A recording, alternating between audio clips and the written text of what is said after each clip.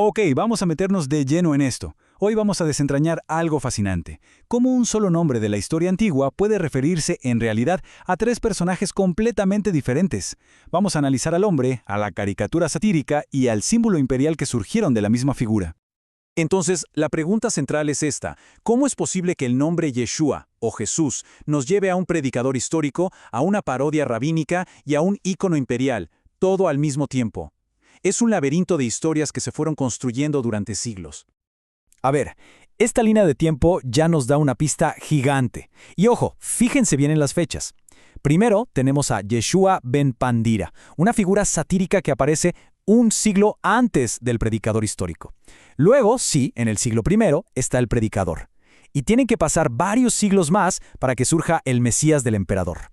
Esta distancia en el tiempo es fundamental para entender todo. Bueno, para poder entender todas estas versiones, hay que empezar por el principio, ¿no? Por la historia, por los hechos. ¿Qué nos dicen los textos que no son los evangelios? O sea, ¿existió de verdad esta persona?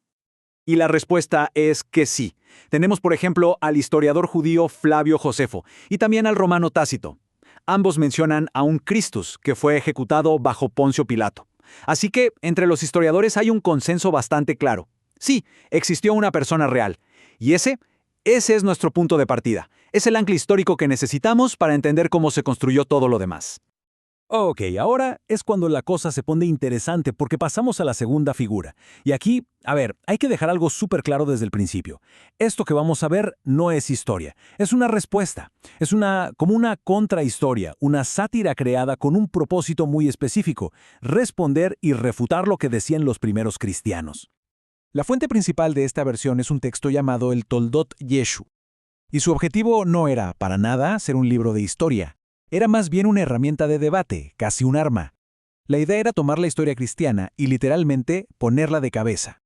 En estos textos, a Yeshua lo pintan como un mago, un hechicero. Pero aquí viene un detalle genial. El nombre del supuesto padre, Pandira, parece que es un juego de palabras, pura sátira. Algunos dicen que es para burlarse de la palabra griega Pártenos, que significa virgen. Otros que se refiere a Pantera, un apellido común de soldados romanos. O sea, una forma súper astuta de atacar la idea del nacimiento virginal. Y para que esta contrahistoria sonara creíble, sus autores hicieron algo muy inteligente. Usaron las mismas escrituras, el Tanaj. Tomaban versículos como este de Oseas, los sacaban de su contexto original y ¡pum! Lo que era un nacimiento milagroso ahora era ilegítimo. Era básicamente una guerra de interpretaciones. Y aquí, justo aquí, es donde llegamos al meollo del asunto. El conflicto real no era solo sobre quién contaba la mejor historia. No, era sobre algo mucho más profundo. Dos formas completamente diferentes de leer e interpretar los mismos textos sagrados. A ver, por un lado tenemos el método tradicional judío, el Midrash. Aquí se parte del texto sagrado, del Tanaj, y se busca profundizar en su significado. Pero, y esto es clave, sin romper nunca el contexto original. Ahora, por otro lado, según el análisis, el método que usa el Evangelio de Mateo es al revés. Se parte de una idea, la vida de Jesús, y se va hacia atrás, buscando en el Tanaj pruebas que encajen. A veces, eso significa sacar versículos de donde pertenecían originalmente para justificar una teología nueva. Pero bueno, vamos a verlo con ejemplos concretos, que es donde se pone bueno. Es que es increíble ver cómo, a partir de los mismos textos, se pueden construir dos narrativas que son polos opuestos, jugando con cada detalle. Fíjense en esta tabla, es una batalla de versículos. Mateo dice en 1:18 que se encontró encinta por obra del Espíritu Santo. Bueno, la contranarrativa dice, no, tuvo relaciones con un tal Joseph Pandira, y que usan para respaldarlo un versículo de Oseas sobre hijos de fornicación. Luego Mateo dice que José era un hombre justo. La otra versión dice, claro que era un hombre justo, por eso se negó a estar con una adúltera. Y para eso citan un verso de Crónicas. Es que hasta el nombre, Yeshua, que significa salvación, lo convierten en un acrónimo que es una maldición, que su nombre y memoria sean borrados. Es una deconstrucción total de la historia.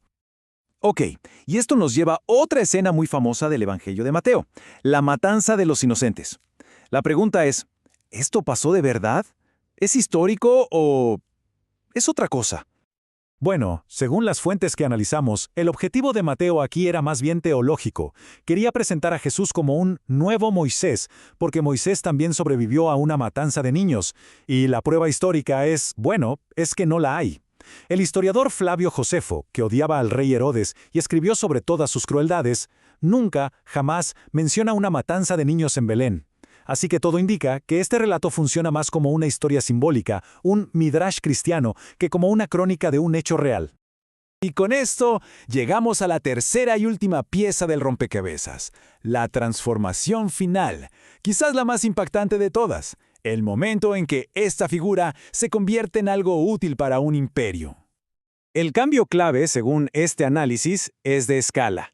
O sea, se toman profecías que en su origen hablaban de un grupo, de un colectivo, la nación de Israel, y se reinterpretan para que apliquen a una sola persona, Jesús.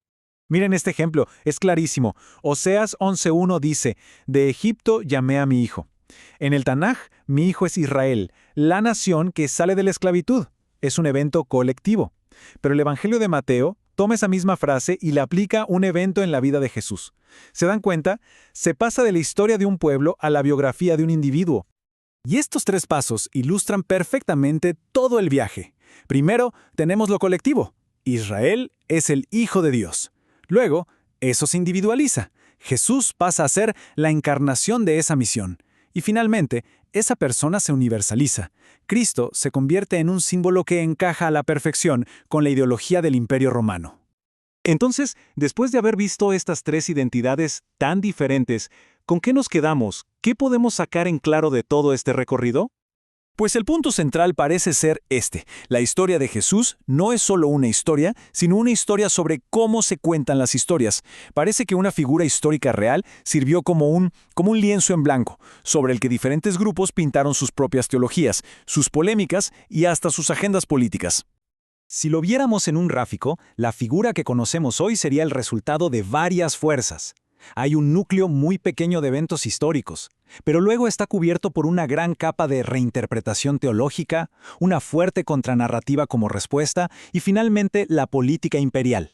Todas estas tensiones crearon lo que conocemos hoy. Y esto nos deja con una última pregunta, una que quizás no tiene respuesta fácil y que sigue resonando.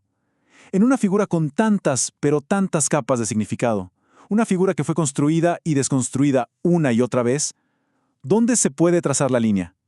¿Dónde termina la teología y dónde empieza la historia?